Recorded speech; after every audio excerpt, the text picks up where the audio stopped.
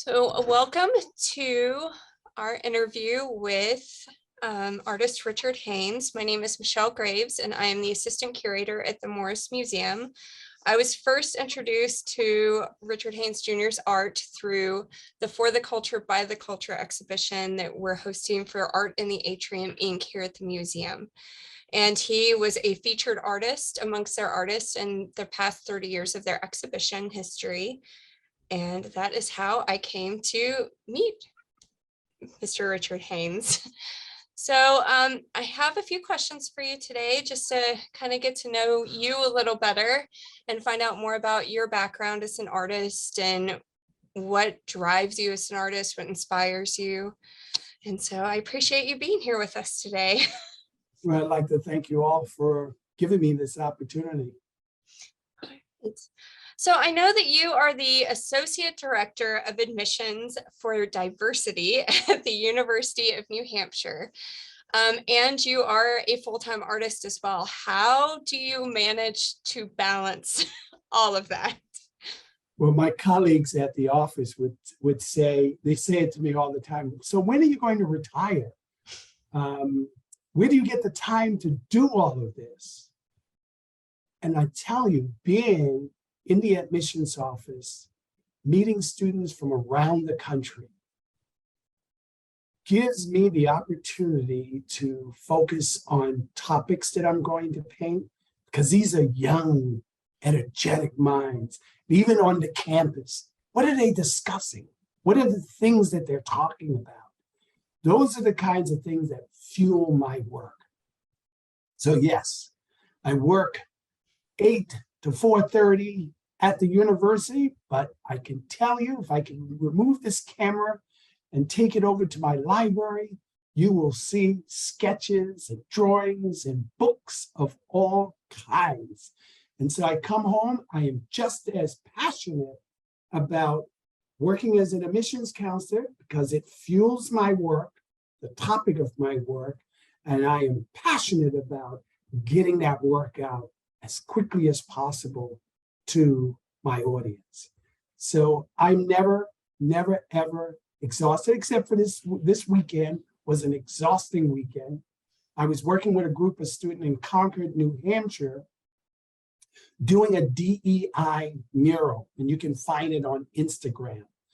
But we're doing a DEI mural, and that heat was unbelievable. This mural is probably about 15, maybe 20 feet long by, I don't know, maybe 13 foot high, painted on not a flat surface concrete wall, but a textured concrete wall.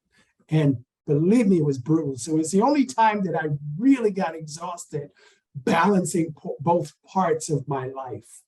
But it is finished, and it's unveiled this coming Thursday at the Kimball Jenkins Art Center in Concord, New Hampshire. That's amazing. So do you ever feel like that you have to sacrifice any part of your life in order to pursue art and a full-time career, or do you feel like that one always feeds into the other, like one fills the other's cup? I totally agree with that last statement. One fills the other cup. I am never, ever, overwhelmed by what I do in life. Never, never. I just believe that what I do for society, it's twofold. I'm feeding as an artist. I believe as an artist, we bring either good messages to society or bad messages to society. I'm on that good message side. I want to make a difference in the world. It's no different than you going to a movie this weekend and walk into that movie and you walk out of that movie theater going, wow, never thought of that before. Whatever the subject is, if it's a good movie, I mean, it is going to possibly change the way you think. If it's a good play like Hamilton, you went in and you walk out and says, never thought about it in this way. To me, that's what sort of fuels me. I want to get those points across. If that makes sense. No, it makes total sense. So that being said, when did you first begin in the style that you're working in now? It was probably, I started in undergraduate school because my undergraduate is painter, printmaker from Lehman College in the Bronx. Then I went on to my grad school, and my graduate work is in photography at Pratt Institute. And so I sort of put painting aside. I was so, moved by photography, and I started doing a lot of photography. I was a editorial photographer for many years, working for textbook publishers like Holt Reinhardt, Winston Harcourt, Brace, Silver, Addison, Wesley, you name them. And so it sort of pulled me away from the daily drawing and painting. And eventually, probably 3 years out of school, graduated in '79, 3 years later, I found color aid paper. It's a silkscreen paper, beautiful paper, thick. And believe it, my paintings now originally started off as cutting out shapes, very less like Matisse did in his later years. I was cutting out shapes and gluing them down on illustration board. But the glue got really messy. And as the piece aged, they started curling up off of the final piece. And I decided, no. And there was a store for the older folks who probably remember Arthur Brown's and Brothers Art Store on 44th Street between 5th and 6th Avenue. I found this box of crayon that had my color palette. And I was overthrown, right? And immediately I started utilizing this on watercolor paper. So this Caran d'Ache crayon on watercolor paper. And I started putting away the color aid paper and started coloring the images. And all of a sudden, sort of brought back a little bit of that art. I didn't do it very often. And then in 1989, I'm in a new place. I'm in New Hampshire. And the editorial work sort of moved away. And I exhibited a couple of pieces of work in the Vaughan Gallery here in Portsmouth, no longer exists. But the work immediately sold. And I sort of loved this medium.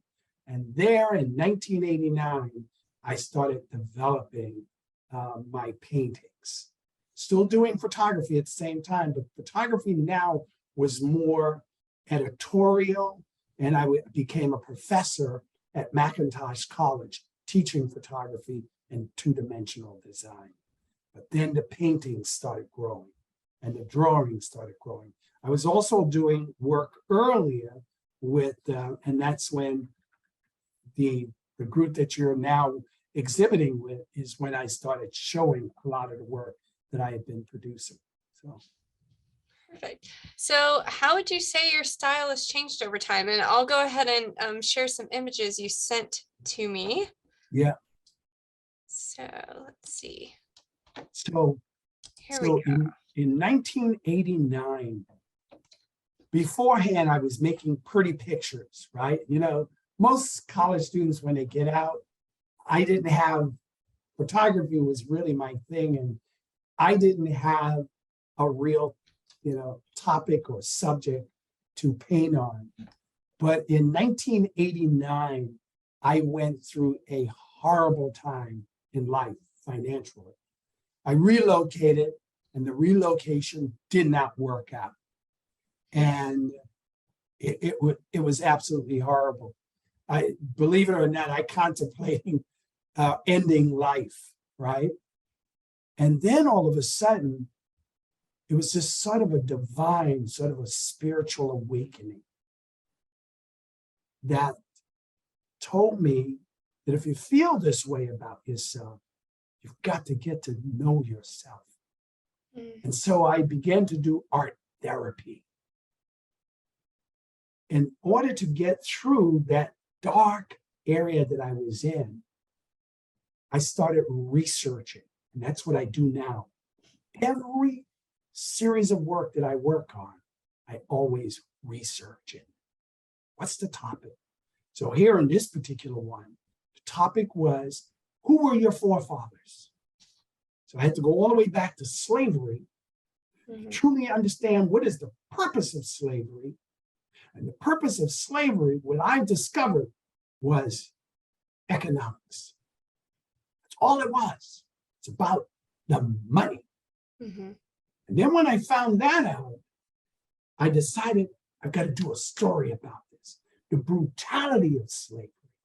And here goes an image. There's one in the image, 10, there are 10 images. As a matter of fact, the Korean Museum just brought the whole series. This is a young lady who, and these, you can find these in slave accounts. The young lady was molested on the plantation. She was 13 years old. She becomes a defiant woman.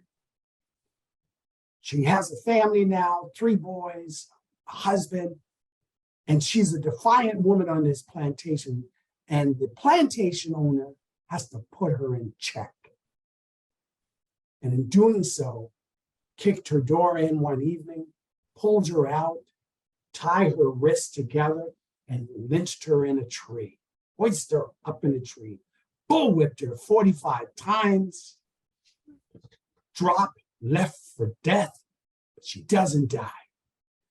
And what they've done was, it's a book titled Hidden in Plain View. These are the kinds of books that I'm reading, right?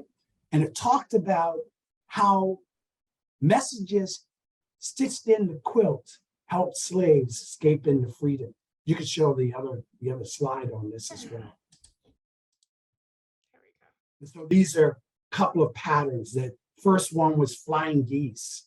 And if you read Hidden in Plain View, it will tell you the message behind each and every one of these images. This one is called Crossroads. If you cross the Ohio River, more than likely you're going to be able to make it into Canada. So I had to go back. This is that, the art therapy. Why? Why were my ancestors slaves? Right. Now you're beginning to feel good about this. It wasn't because you were good for nothing, you were nobody. It was all about profit. Next image. Now we're out of slavery, but there are no jobs. Right. No jobs. Sharecroppers become the next subject.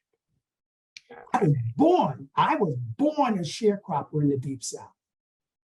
By the age of 5, I was expected, go to the next image. I was born a sharecropper, and in that being a sharecropper, I literally had to get up every morning at 5 o'clock in the morning, help my parents pick harvest for the wealthiest people in the nation. Next image. And this one is actually in the exhibit. It was one of the first ones I seen of your work. Yeah, and this is my story. This one is on the deck or the porch of my home in the Deep South, thinking about how life could be better, right? Got a dream. I want to be better. Got to do better. Next image. The story about young African-American males is that they're thugs, troublemakers, you name it, all the negative thoughts. Well, in the community that I was brought up in, I don't know where they got their report. It wasn't true in my community, right? But one thing I did find out about this, those words that we use, now that I live in a predominantly white state, I realize it's in everybody's community, right? Unfortunately, we do have young men and women who are making wrong decisions. How do we help them to make better decisions? And that's what I'm doing in my work. I am projecting a more positive image as opposed to the negative image. And I believe that is the importance of art in America or the world. Because these subject matters, my work will eventually travel the world. And when it travels the world, it changes the outlook on the Black community. Next. So we're no longer slaves, but we brought in the Low Country sweetgrass basket making. And now we're no longer shelling rice with sweetgrass baskets. We now took that craft and turn it into an art craft. And now baskets, sweetgrass basket makers, if you've ever been in the Charleston area, you'll see women on the streets in the marketplace making sweetgrass baskets, and they're getting anywhere between $50,000 to $5,000 a basket. And so me, once more again, next image, I am literally telling my story. It is not as negative as I was told that it was. It's full with culture. Next. I arrived in Harlem. Great African-American migration. Left South Carolina, looking for a better way. And down south, we didn't have a radio, we didn't have television, but all of a sudden I go into a high-rise building, a little brownstone well in Harlem, and all of a sudden, I'm hearing blues and jazz. And oh my Lord, it was absolutely beautiful. So then started reading about blues and jazz. And when I realized we're struggling as to whose crafts is it? Is it the majority craft or is it an Afro-American cultural craft? You discover it and you realize we all brought value to this craft. Yes, founded in the African-American community, but we all brought value to this craft. Benny Goodman, John Coltrane. Next. Bebop. Next is some blues and jazz. Next. Now, I decided, how do I bring us all together? How do we heal each other? And this series, which is now a continuation of my new series that I'm working on, is called The New Jim Crow, the way life should have been as opposed to the way it was. So we look here, all these little brown children and this one little majority child. Why couldn't that be like that? And you notice, if you're thinking like a sociologist and the anthropologist and the archaeologist, and you unearth this work, you can see that they're knickerbocker pants, wooden toys, right? We could already say that this is a date, 1930s, 1940s, the way life should have been as opposed to the way it was. Next, please. We didn't study together, but you look at the style of these hair, the hairstyle, the dress code, and you could literally sort of begin to put a date on it. Next. Why didn't our elders in the community stand together on street corners, having conversations, making jokes, and learning from each other? Next. Sunday, Deep South, still being said today, one of the most segregated time in the world or in the country. Why? If we believe that there is a divine spirit that created us all, brought us all together, and if we cannot spiritually worship that divine spirit, then we're calling that divine spirit a liar. I'm refusing to believe that my creator is lying to me because he made my color darker than the next. Next. Unity. Why aren't we embracing each other's? Why aren't we embracing each other's? Still today, I started this in '89 and still today we're struggling with it. The next image. We're still struggling with it. George Floyd publicly lynched. And this is in homage to George Floyd, public lynching. What I'm saying is, and notice all of this series is painted in the rainbow color. If we could publicly lynch George Floyd, then we're lynching us all. Next. Another issue we had politically, and that subject was our children, immigrant families were stripped away from their children. And even today, that was called Sunday morning roundup. ICE went out and surrounded up all of the immigrant families, but now the children born in America, so they have to stay. Even today, the presidency's office is still trying to find families for these children. Sure, you send them back to their country, but they were probably murdered. I don't know. So you're in jailing our children. Even Brian Stevenson in the Deep South had to fight because a 13-year-old child who committed a heinous crime had to do life in jail.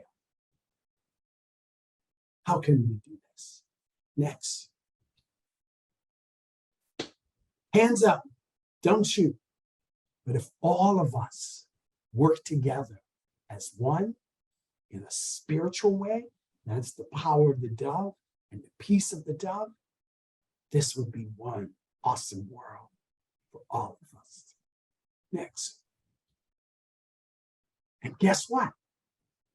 We're all chained together and it is in our hands. And the final image, I think, is love. Why don't we understand what our divine creator has given to us? Love for each other's unconditionally. That would be it. It took a little longer on that, but I appreciate that opportunity to share what I've gone through in the last 30 some odd years to come to where I am today. The purpose of my art is to literally help us all to understand that we're all on this planet together and we all bring value to this universe. Would you say that that is where you find your inspiration? Is that your driving force behind your That is my driving force. Before my mom left, she says, before she passed away, she says, son, never get weary in doing good. So I know that you have been called a culture keeper and maker. What exactly does that mean to you? And when was that first said about your work? It probably started about, I'm going to say maybe 4 or 5 years ago. And what it was is now what I do with a colleague of mine, Kristen Butterfield, we run around the various communities in New Hampshire and we want to change the DEI conversation and the way we treat each other. So a great example is John and Yoko Ono back in the 60s sang a song that says, all we are saying is give peace a chance. Drove J. Edgar Hoover insane. John is a communist. We got to get him out of the country. We got to deport him because they were talking about the Vietnam War. And the more they chanted that song across the country, the quicker that war came to an end.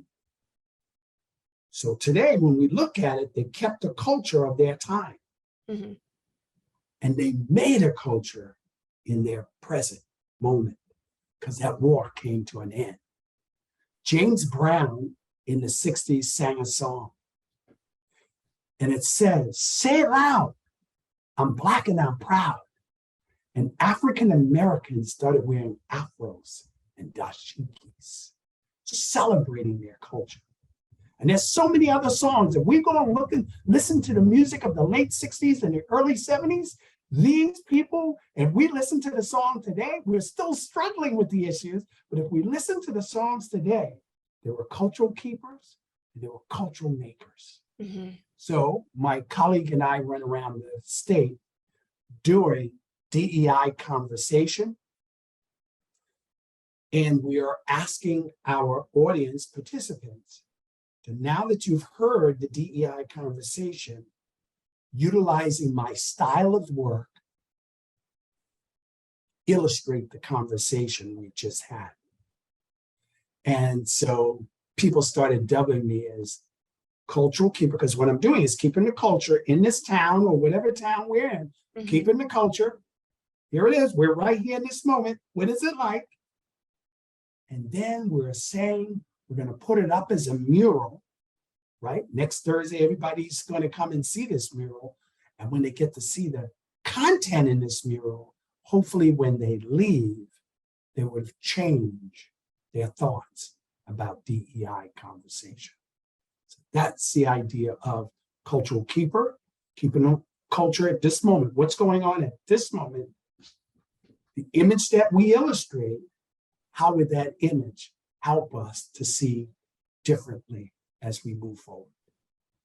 And do you think that that is part of how your work affects society? I mean, I know when I first saw your work in person, I definitely felt that it really does transcend racial and social barriers, because when I'm looking at it, I see a bit of myself in your work, and I see a bit of a culture that I grew up in the South, and then a culture that I would want it to be had it gone a different direction. Yes. Now, you just answered the question. That's what I'm literally trying to do. Get us to be deeper thinkers. We got to go deep beneath the surface to really understand, why are we here?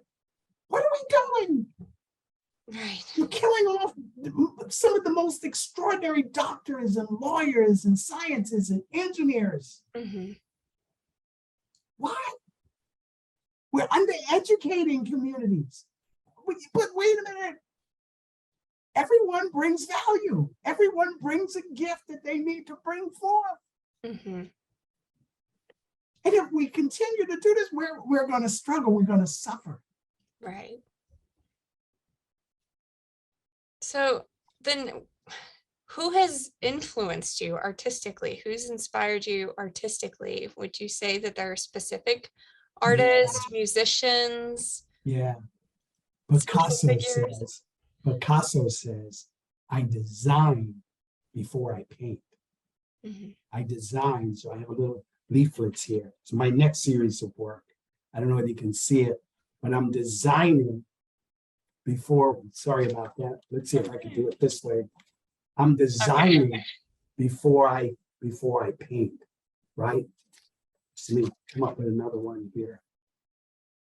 Right? I'm creating designs before I paint, right? And so Picasso was that one who taught me design before you paint. Ansel Adams, in making images, he had the patience to wait until a cloud travels across the image. And just when he thought that the cloud was just right at the image, he'd look across the horizontal, the vertical, and the horizontal bottom, making sure that all the negative and positive spaces were at the right place in the frame before he trips the shutter. And Matisse, oh my goodness, the way Matisse uses his colors, his complementary colors, is just unbelievable. If there's a big swatch of yellow, there's a big swatch of purple. There's a big swatch of orange, there's a big swatch, same size, just unbelievable. Jacob Lawrence, Robert Guattemain, but Jacob Lawrence first for storytelling of the Black community. Mm-hmm. And then Robert Guattemain, a Jewish painter in Virginia, literally painted sharecroppers, another person that drove J. Edgar Hoover insane, because what is this white guy doing? He is a fabulous storyteller. Already? So those are some of the people. Milton Avery for the flat, bold shapes. Right? Mm-hmm. His stuff is absolutely exquisite. And those are the people who sort of influenced my work. Your strong use of color, like it's so rich, and the contrast between it's really powerful, and it really did remind me sort of Matisse's work with his bright pops of color. So it's interesting to hear you say that you were influenced by him. Now the purpose in my color is that, listen to the subject we just spoke about. Mm.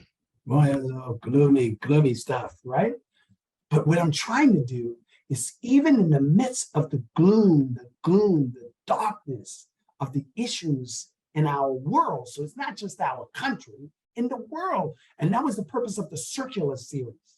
Mm-hmm. The Circular series was a world message. It is what you saw in those circular shapes. This is happening around the world Mhm. already. And that's why they were circular. But what I'm trying to do with the bright, bold colors, because this is, man, it doesn't make sense. You're talking about a bleak, ugly subject here, and you're painting in bright, bold colors. Right. Because even in the darkness of life, what I've learned, have joy anyhow, because tomorrow will be brighter. What's in the mind, what's in your thoughts, will become your destiny.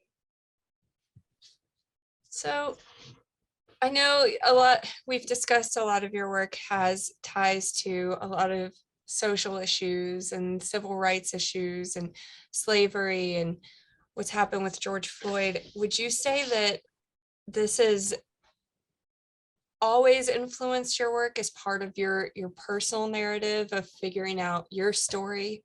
Or is this something that as times change, and especially in the wake of the pandemic and the Black Lives Matter movement, that it's further driven the narrative of your work? Is it something that's always been there, or is it just a continuation? If you remember back in '89, it was a bleak moment for me, Mhm. right? And that's where the subject really came in. Now, where we are in life today, in the world, not just country, not just New Hampshire, but in the world. Wow, it says to me, you're on the right track. Because what I'm doing is I'm looking at society. Mhm. I'm an artist. I'm recording my time right now. Here we are. Confirms the fact that what my subject is saying, kids, you need to do more of this. So yes. And just as a professor, or as someone who works at a university rather now, and you are around a younger generation coming up, do you see those social changes happening in those younger generations that are coming through the university's doors? Do you see that manifesting, like what you have put into your paintings? Is it kind of a manifestation of your hopes? So we're still having the two dialogues. Mhm. And in the last recent, the thing that and this is what's happening in my work now, in the last recent, we're saying that the two population who are really struggling, trying to understand their issue, is the Black and white community. Mhm. And on college campuses, we're seeing these two communities joining forces. The thing that I hope that they do not do is drop the ball this time, Mhm. like my generation did in the 60s. Because then now it leaves, if I was to die today or tomorrow, my grandchildren are still struggling with this. So Mhm. what I'm urging young folks to do, don't drop the ball. And that was the hand raised up. We've already intellectualized this enough. We need now to spiritually get through this. And that was the purpose of the dove. We need to work with the heart. Mhm. It's got to be a divine intervention to help us to get through this. Because if we really, really want to know why we are where we are, we're not in the 50s and the 60s anymore, where we didn't have YouTube, where Mhm. we can listen to some brilliant professors literally giving us lectures to tell us why we are where we are. Then look forward to the next 200 years going through the same mess. I don't think I want another 200 years of the same mess. So I mean, as far as But then it takes your generation, you two, you three guys generation to make the difference. I'm 73. I'm the child of the civil rights movement. Mhm. I dropped the ball. I'm trying to pick the ball back up. So if you don't want to see it another 200 years, when we leave this conversation, become an ally Mhm. or a positive move. I think that that's part of what we are hoping to do here, and why I think that some of the exhibitions that we've been doing recently, especially with Art in the Atrium and my exposure to your work is I want people that come into our museum of all races to be able to see something of themselves in the work here and know that they are of value and that they matter and their stories matter. And I think that art has the power to do that. Yes. And I do wonder though, how you feel about how the African American diaspora and Black art throughout art history is represented in American art history as representative of communities. The greatest cultural keepers and cultural makers, the greatest should have been the museum. Mhm. You are the keeper of the world's culture. Mhm. How do I know that? I get up on a Saturday morning, drive into New York City, 4.5-hour drive, get into the Met. It's all European. Oh, wait a minute. There is a small little section down in the basement of African art. Primitive people, right? Maybe I'll go in the modern art section, and if I maybe see a Motley painting in there, because he did some nice jazz scenes and people dancing. And I could say, oh, wow, that's an African-American, possibly an African-American artist. And I can walk out and all I saw was Africa. Mhm. And all I saw was maybe one Jacob Lawrence. But this thing is almost, I don't know, an acre in size. Right. Is that all? That, to me, is a huge disappointment Mhm. in the keepers of our culture. And most of them are PhDs. Sad. Because you are creating the culture. Look, African-American artists, I'm still an American, and I like African-American artists. We went to exactly the same schools. Mhm. Exactly the same school. Matter of fact, some of our grades and classes may have even been better than the majority folks.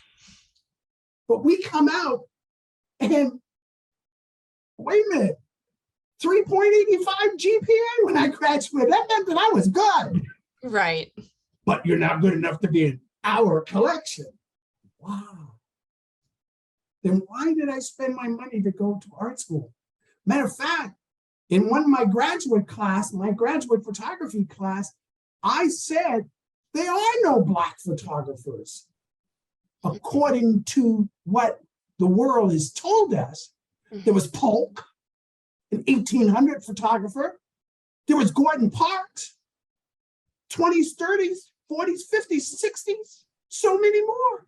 Where were they? I remember hearing an interview with Faith Ringgold once where she was talking about getting her degree, and when she was studying art history, she never once heard about an African American or Black artist, never once in all of the time she studied art history.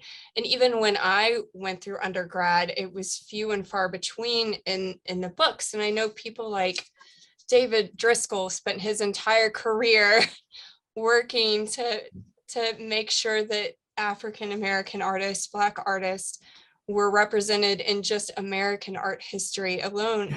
So how do we get museums to checkmark that says African American art work no different than any other work and valued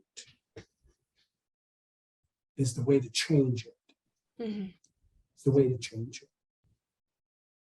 I put on the price, no one questions when plumber comes here to do the work in plumbing. I don't question the plumber how much work he puts in and why he's charging me $2,500. Mm-hmm. I just write the check, right? What?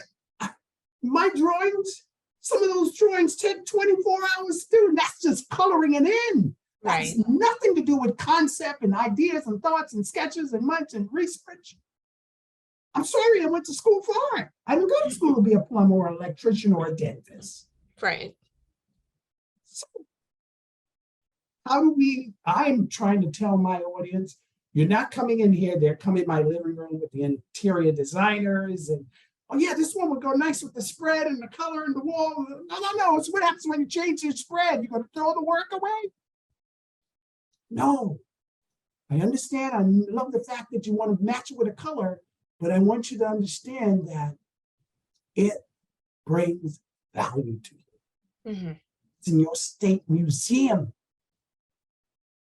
You may not see the immediate value today, but leave it for your children and that thing is going to grow. Mm-hmm. How do we convince people that it is worthy, because the museum said it's worthy, to invest in Black American art? Mm-hmm. And there's no such thing as Black American art. No, I don't believe this. So I'm being contrarian when I say this. I just want to put that out there. Do you think that calling it African American art history instead of just American art history is problematic then? Or is it good to keep that identity? As long as the person who looks at the work could say, oh, that's a Black American artist. Mm-hmm. Right? Like we have Motley. I'm using Motley because the Museum of Fine Arts in Boston, we can look at it and we know that in most cases, except for Robert Watanabe, no majority person is going to paint subject of color. Mm-hmm. Right? And so by putting work in your museum with people of color, whether they're at parties or picnics or whatever the subject is, I think that should be more than enough to say. I mean, we don't criticize Matisse. I think Matisse only, from what I saw in his books, and I have at least 3 of his books, there's only one woman of color in his book.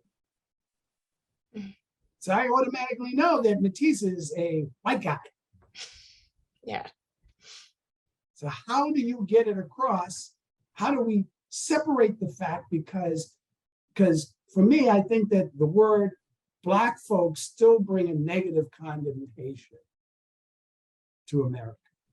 But how do we sort of erase that and say that this work is worthy to be had? And how do you figure it out? I don't know, bring together a group of people of color and have that conversation. How do we do this? Mm-hmm. I want to be able to say that Richard Haynes did that work, but people understand that Richard Haynes. All I have to do is say Matisse, Picasso. I don't have to say white Matisse. I don't have to say Spanish Picasso. It's true. So you set the agenda. You said it. Yeah, that's absolutely true. I make sure my image gets out there and then you can clearly see. You post an image.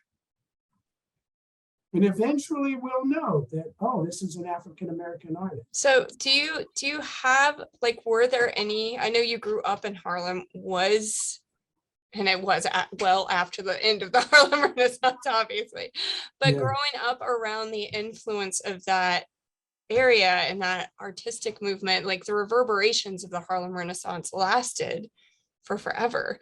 Do you think that influenced your work at all? I think in light of what I went through in '89, my parents, although I was brought up in the South, we were never, ever allowed to say negative things about white folks. Mm-hmm. Because my mom and grandma will always backhand slap me to say, not all white folks are bad. Because the white folks, they weren't working in the field, they were helped. When the harvest wasn't time to pick the harvest, they had to still make money. So they were cleaning homes of the wealthy white folks. And the wealthy white folks didn't pay them a lot, but they gave them, sort of their children's hand-me-down clothes. They cooked meals there all day and what their families didn't eat. my parents could bring home to us, right? Mhm. So they never allow us to say bad things about white folks. Just wasn't happening. And so did Harlem or any of that sort of stuff, we just didn't do it. And even when we lived in Harlem, even when we lived in the Bronx, we didn't talk negatively about, about us being poro us. Mhm. My parents always gave us the brighter way, the spiritual way, Mhm. having hope, having faith, having belief. Thoughts become things, son. You are just as good as anyone else. Let nobody's opinion of you to become your reality. You're born to win. In order to win, you got to plan to win. Prepare to win, son. Don't you ever, ever expect not to win. One of my greatest mentors became my adopted mom, which was Mrs. Miriam H. Powers, a little petite Jewish woman who was my 7th grade art teacher and homeroom teacher, 7th, 8th, and 9th grade. Took me out of the Bronx, by now is named, dubbed South Bronx. Took me into Westchester every Friday. Saturday morning, we're at the Cooper Hewitt, the Whitney, the Guggenheim, the Modern Art. Every day, every weekend from 7th grade to 12th grade. Mhm. I messed up in high school, and that woman, 4 years later, off from the Vietnam War, met me at the JFK airport and said, let's finish your education now. Mhm. And made sure I got a master's of fine. So you've So- had your art overwhelmingly has a very positive message, a very we can do better message. I And was married 46 years to a German woman. All right, met in college. And her mother never respected our marriage. Mm. Never, ever. And 4 years ago, she's dying of pancreatic cancer. They were both stubborn. And I said to her days before she died, I have to call your mom, tell your mom to come here to tell you goodbye.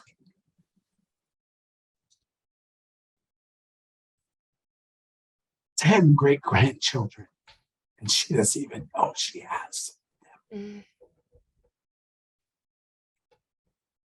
But that woman that I married was God sent. It was an extraordinary blessing. I will never, ever say to anyone that those are bad folks, you're good folks. No. You never know who God sent as your angel. Mm. I don't want to miss my blessings. So I'm trying to paint a world that brings us all together.